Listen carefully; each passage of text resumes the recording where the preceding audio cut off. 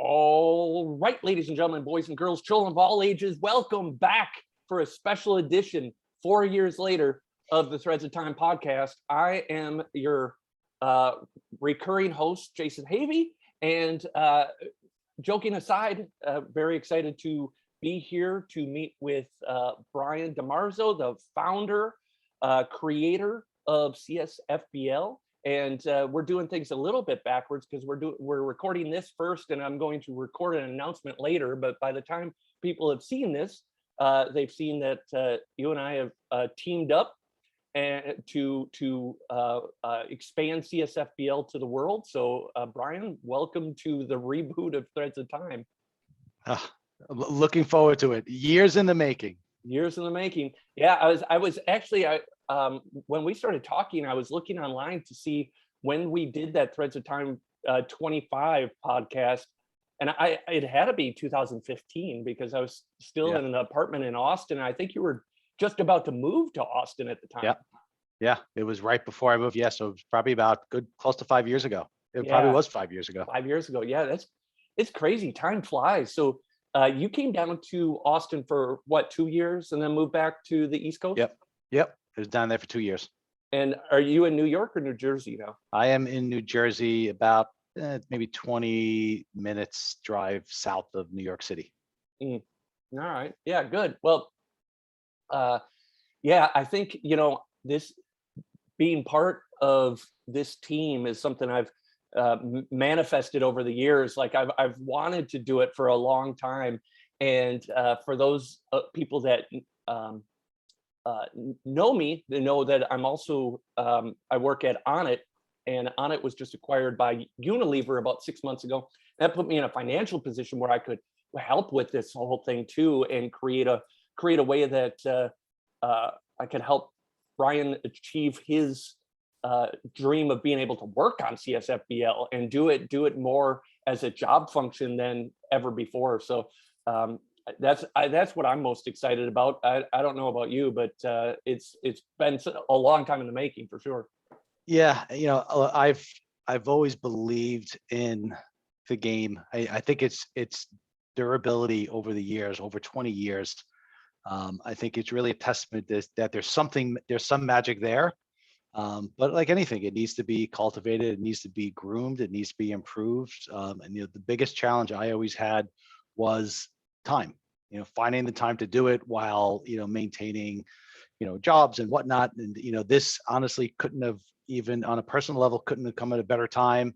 I was actually just winding off on a job and trying to figure out what my next step was. And if someone told me a year ago that my next step would have been to really put an overwhelming majority of my time into this, I mean, I don't think I would have believed it. But I'm really excited about it. It's the one thing that I think when I talk about, I always get a smile on my face and get excited about. And that hasn't changed in 20 years, which is impressive. So it's a really good time for it. I'm looking forward to it. I still do too. In fact, when we talked last night, I was smiling, and Russ asked me how I was doing. I said I was great because I won the first game of the league championship series in TCL, and I genuinely was happy about it. And I've been playing the game since 2004. When did you launch it to the public? 2002 or 3? 2000. So 2000 was the first real. So April 1st, 2000 is the official launch date. April Fool's 2000, the official launch date. April Fool's, very different 2000? version. 2000, yeah. Yeah, that's awesome. Yeah. So very different version than what's here today. A lot of the core of it was the same, but at some point over the course of about a 6-month period, I just kind of rewrote kind of the whole game from the bottom up. In the core of what it is today, obviously, it's changed boatloads over the years since then. But yeah, I mean, the current database as it is, we have games that are probably going back till I think 2003. That was going to be my next question. And all that data is still there too, right? Mm-hmm. Yeah. So I started playing in 2004. And when I think of what I went through in my life since then, like CSFBL is the only thing that's been consistent. I've worked in different places, most of them hotels. I've worked in different states, Iowa, Wisconsin, Texas. I've worked in different careers, definitely had different girlfriends, and even was married and divorced in that period. But CSFBL's been there all the way through. And for me, some of my best friends I met in this game. And, we've had several real life meetups. We had a big meetup in Las Vegas for the 10-year anniversary of TCL. And it's just, you're right that there is something special to it. And it really, starts with the game sim and then is cultivated with this tremendous community that has been built over time. Yeah. So funny little thing, you talk about the consistency and how it is like the one kind of stabilizing force here. As yourself, I've gone through a marriage and a divorce in the time of CSFBL. And at one point someone said to me, do you have a commitment issue? And I thought about it. I said, maybe I do. Then I said, no, I don't. Oh, I've had this for over 20 years and I'm yeah. still in love with it. Yeah, this is the one, right? CSFBL is the one. CSFBL won't do you wrong. Yeah. The funny thing is in 2006, well, this story does not start out funny, but in 2006, I got in a car accident, broke my neck, paralyzed from the neck down, woke up, most hopeless feeling in the world, right? I heard there was like a 60% chance that I was going to be able to walk again, but still those odds are a little sketchy. And the second thing I asked for is for my mom to log in to let the guys know in the league that I was still around so they didn't kick me out. That was the second thing I asked for. And right after being like, okay, so I'm just ahead now. All right, well, okay. Make sure I don't get kicked out of the league because I'm going to need it because I'm going to be spending a lot of time at home. Well, I'm glad to know that obviously you're fully functioning Yeah. physically again. We can't see it from the torso up, but I can attest to everybody else that I've seen you stand up and sit back down in your chair. Yep. So I'm glad that worked out. And I'm glad you didn't lose your teams either. Yeah, no, I stayed in and won the World Series just a mere year later. So yeah, it's always been something special. I've talked to a lot of people about this over the years. I don't know what it is, but there is a lot of people that have been around for a good chunk of that 20 years. Most of the people I know have been around 15 years. Yeah, there's an incredible number of users we have that have been here for over 10 years. I mean, some consistently, there's a handful of people who have been around since I guess the first year of current recorded time, which is around 2003. And a few of them have gone away and some of them have come back over the course of the years. And hopefully as we put some new and exciting things out there and really, I think, not only breathe new life, into an old dog, but, give it a lot of puppies and let it grow forward. Yeah, hopefully some of these people want to come back again, Yep, I think that's the most important thing, and the thing that I'm most excited about is the sim engine's actually very strong. It's just we never really built past that too far, or at least over the last 15 years or so. And now we're going to get to do a lot of things without making any promises. Just the fact that you and I are united. We're going to put a broader team together and be able to develop regularly from here on out, adding things in. And I hope to bring some of the foundational efforts to the social side of things, to the advertising side of things, so that we can acquire new blood into the game, because I think that's really important. The only way we can do that on my side, but the way we're going to keep them is by adding all the new things that we have planned to the game. Yeah, I think games like this are always a kind of a two-pronged approach. One is how do you continually get new people, and we don't do a great job with it today. You're kind of left there to figure it out. Those people that I think have, and we see it, the people that have taken the time to kind of learn it and get involved in the community stay around for a long time. But getting to that point is difficult. So that's definitely something. But the other part is, how do you keep the people that you have interested? and that's a big thing. And, they're your bread and butter. They're the people who also going to refer others. And, you know, that piece of it is only going to happen if you keep giving them something to be excited about. And I think that's really what our everyday users are going to see going forward. I think we talked last night about some much needed changes. One big one in particular, which we could kind of highlight here if you want. Yeah, break the news. So in-game draft. Wow. Well, CSFBL draft is probably, let's say if you can come up with a worse system, I'd challenge you. It works very well if you're the first pick in the draft. We kind of thought about that. Wow. If you're the first pick, it's great because you know exactly who you're going to get. So we came up with a system of it's not a live draft. It's a sequential draft. So what's going to happen is if you think of the draft today, you pick 80, you order 80 players and you hope you're the 24th pick. You hope that you get somebody around where you want, and it's kind of guesswork. So the model going forward is we're going to push up the date in the season where you get your draft picks. So on or around the middle of April, not too long after opening day, everyone's going to see the draft list. So you're going to get that drop a lot earlier. The first round is going to get to make their pick about a month of game time after that, sometime probably towards the middle to end of May in game date. Every sim, that pick accelerates to the next round, to the next pick rather. Yeah. So if you think about, let's say, Jason, you're the first pick and I'm the second pick. Let's call it May 21st in game time, you're on the clock.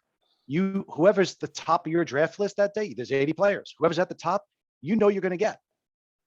Now, once you make your pick, that sim ends, you get your player, and that player who's drafted is now off the draft list. There's 79 players left. Now, all I have to do is make sure that my top pick is at the top of my list before the next sim, and I got him.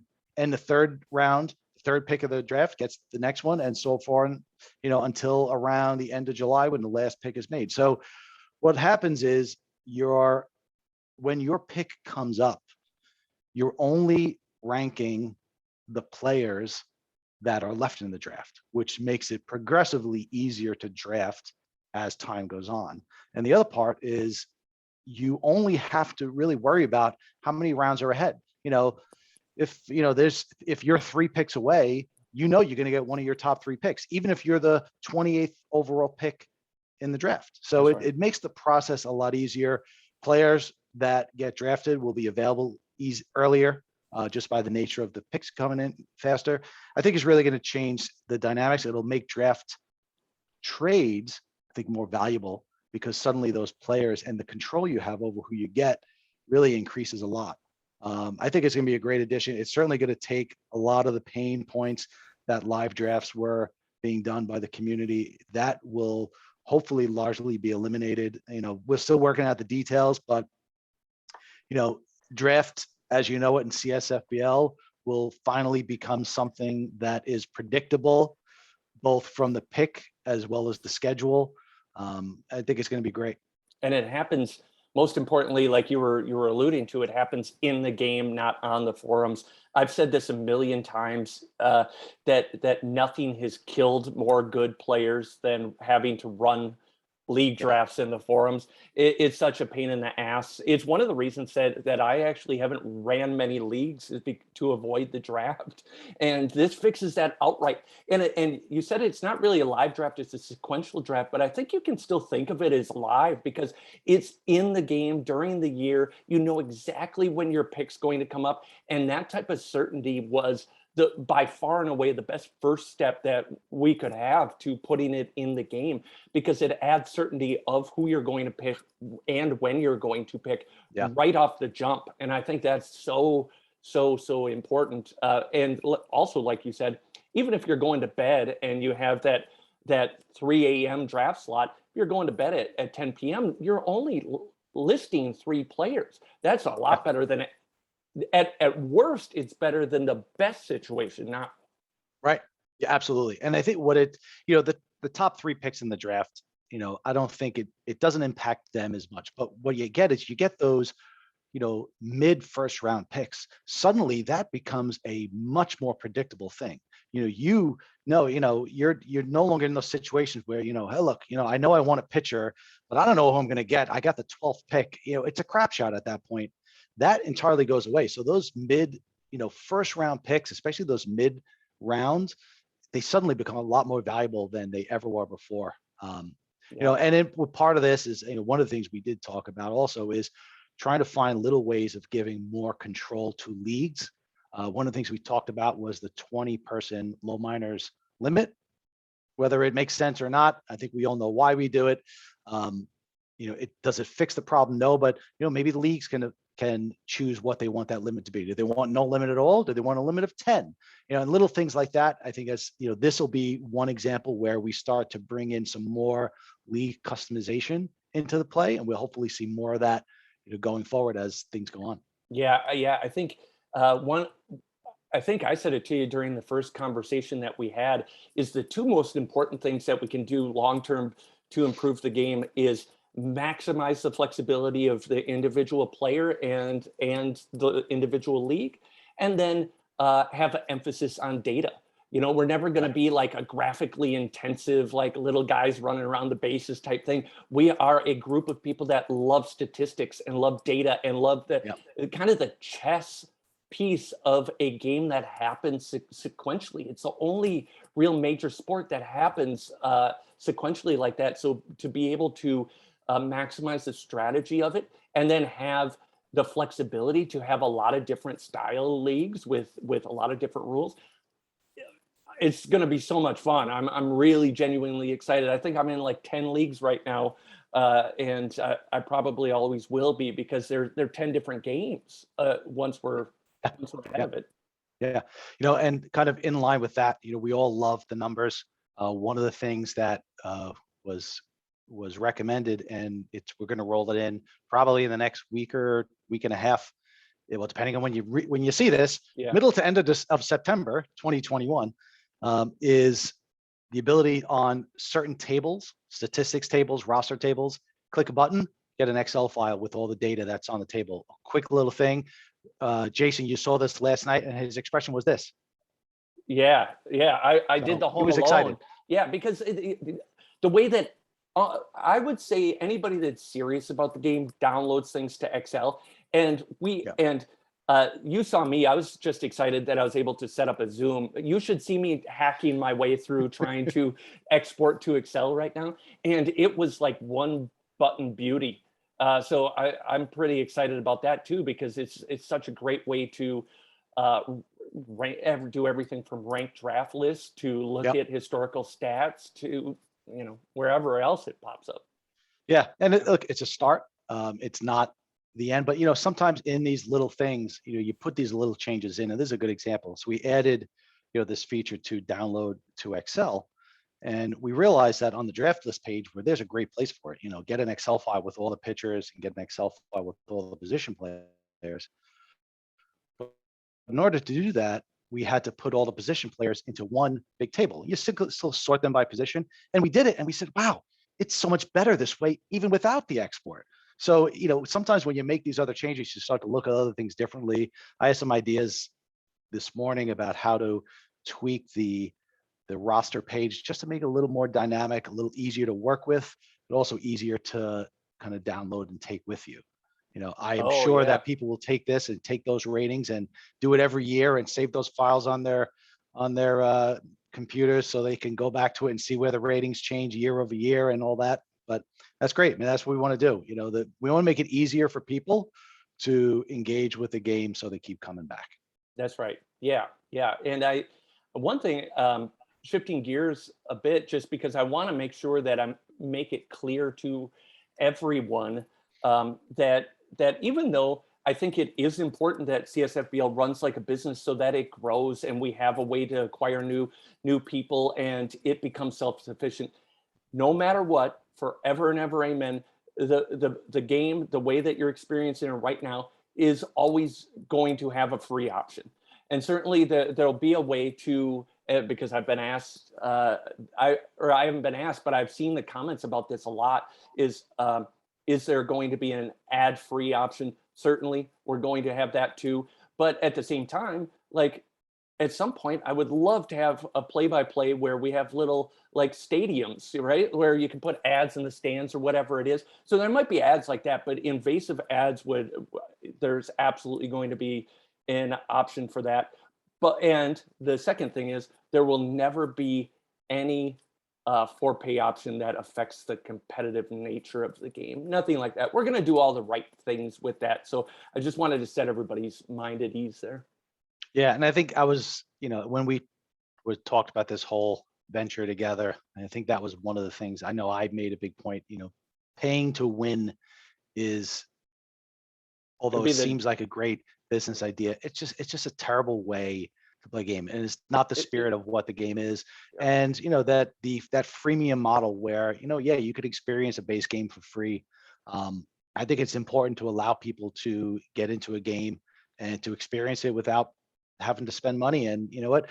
If you create a game that people play and they can play it for free, but then they say, I want to pay more for more features or convenience things or whatever it may be, even if it just swear, whatever it is, then you're really tapped into something. And that's the way we want to see this succeed. And I think that's Yeah. the way it will succeed. Yeah. Because I think that the way that I'm experiencing the game now, people will be able to experience that for free forever.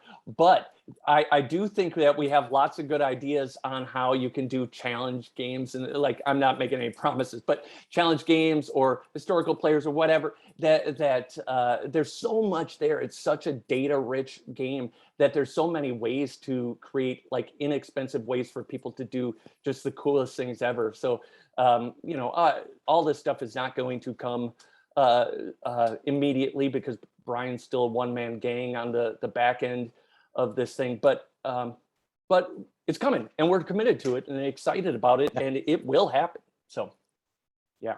I agree with that. And yeah, I think, a lot of the data, and something that Dave had always said is, we have this history that we don't tap into. And, if you think of the what if scenario, the ideas that we tossed around with things like, can you go back and pick the top 25 players ever in your franchise or in teams you owned in a league, whatever it is, and put them into a new league or a fire hose, a ladder type of competition, or even a 1-year season. And, they're all possible and they make a lot of sense. Mhm. I'd love to bring back some old timers that were just fantastic, and just to see where it goes, and or potentially bring in real world baseball players. I mean, that's a whole nother thing we could look at, and let MLB come after us for licensing. Yeah, There's right. no other way to get attention, right? Yeah, well, and that's the thing that given the flexibility, we aren't Major League Baseball, right? We can have 20 teams, we could have 12 teams, we could have 40 teams, we could have 25 players, DH, not DH. The world's our oyster. We can bring back players that in real world would have been dead 100 years ago. It doesn't even matter, right? Like, so we can do a lot of things that you couldn't do in a real environment, which is exactly what we should be doing. And the other thing is, make sure everybody knows that the team doesn't stop here, right? Like we have Russ. A lot of people might know him as Citizen Clone. He will be certainly helping on the social side, on the front end, organizing events eventually as soon as we can get to them, organizing specialty leagues, all that fun stuff up front, and build out from there. But it's going to be really important that the people listening to this, if they're able, to get involved too. We'd love everybody's help, and even if it's just giving feedback, but certainly also playing the game. And there'll be a lot of opportunities to jump in, because I do think that the most important thing to me for these 17 years has been the community, and I want to find a million different ways to maximize that and really get the most, so people can get the most out of it, like I have. Yeah, agreed. At the end of the day, the community is what makes people stay for 17 years. Yeah. And that's another part of it. Find ways, not just make the experience easy and fun, but make sure that we put all the tools in place so they can interact with each other as well. Something historically I haven't done a good job at, but I think, we got the right team now to be able to bring that forward. I think so too. I'm super excited. So, um, I promised I wouldn't make this too long, so I suppose we should wrap it up. But I got two questions for you, and then I'll let you go. All right. The first one is, um, what made you fall in love with baseball when you were young? I always love these stories because like baseball is really more special to people than most sports, and I'm just curious because I don't know the answer to this. Yeah. I don't know. I just always did. It was always my favorite sport to follow.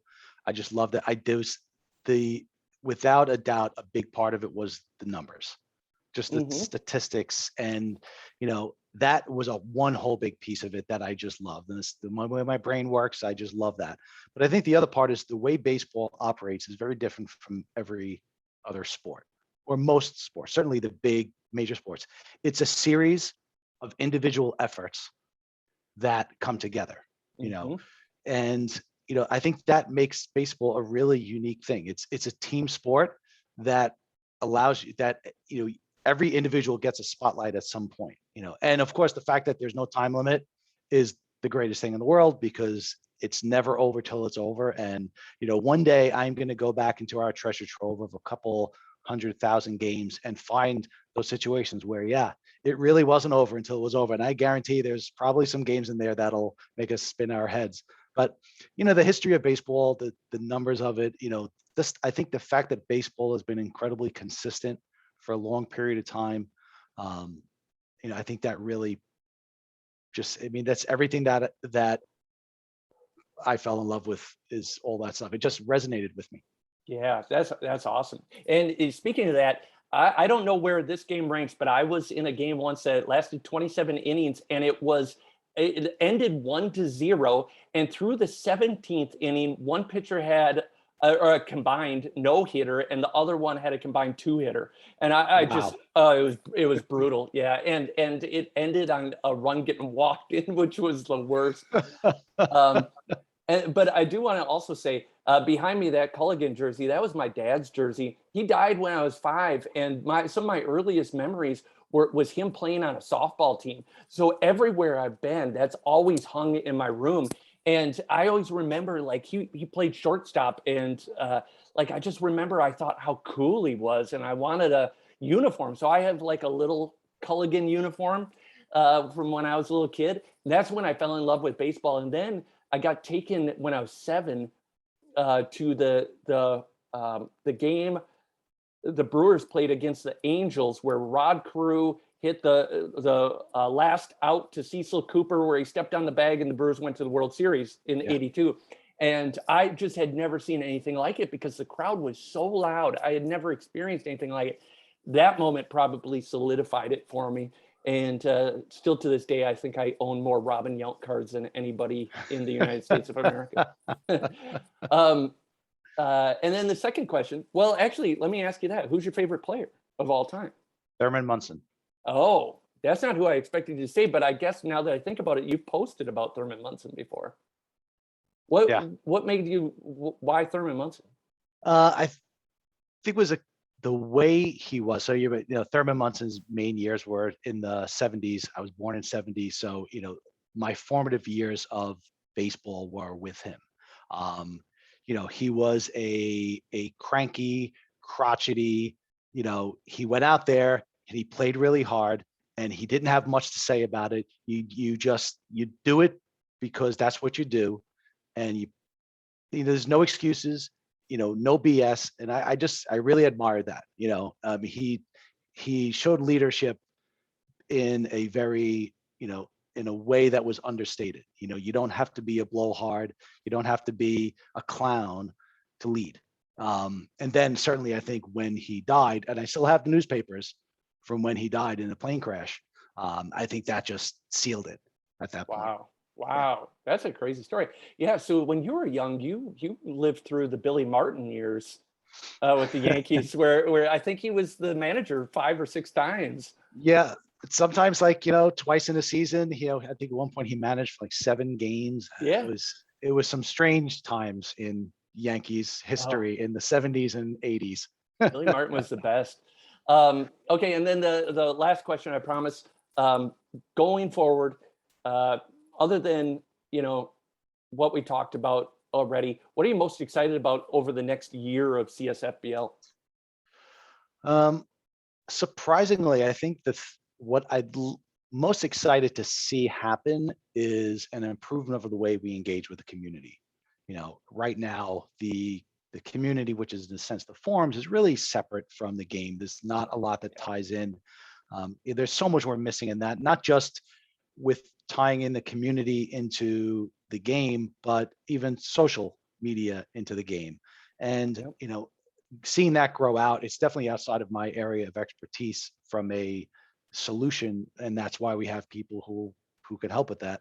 I think I'm most excited about seeing how that develops, because I know it's something that is sorely needed, that I don't fully understand the right way to do it, which is why you rely on other people. From a personal sense, what I'm most excited about seeing is I really want to see how, we're finding a way to make this treasure trove of data more accessible to people, more visibility.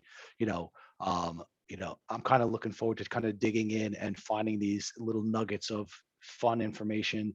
And I'd really like to see us get to the point where we're able to kind of create leagues as we choose to have them, using the structure we want to have them, using any player that we so choose, past, present, real, fictional, whatever it may be. And I think that would really change the dimension of the game and the way people interact with it. And I think which leads right back into the social.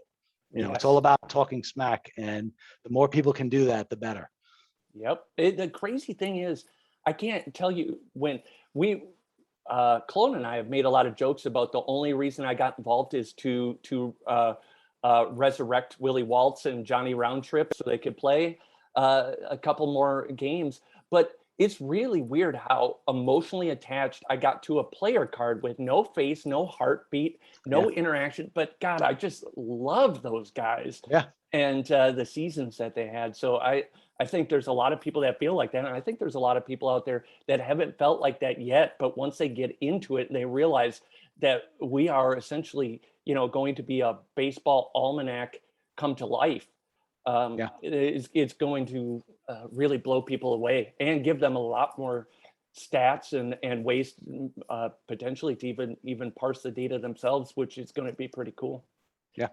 So that's the thing I'm most excited about, but I'm excited about the social side of things too. And so for everybody listening, I called it Threads of Time because I am bringing it back. We're going to have regular podcasts and be talking a lot more about the game, doing a lot more on social. That is one of the things that I can bring to the group. If you look at Onnit, it's a supplement company, not very exciting, but we have 1 million followers on Instagram, right? Like a very vibrant social group. And that's because we're really into it, really into that side of things. So I'm excited to play my role there and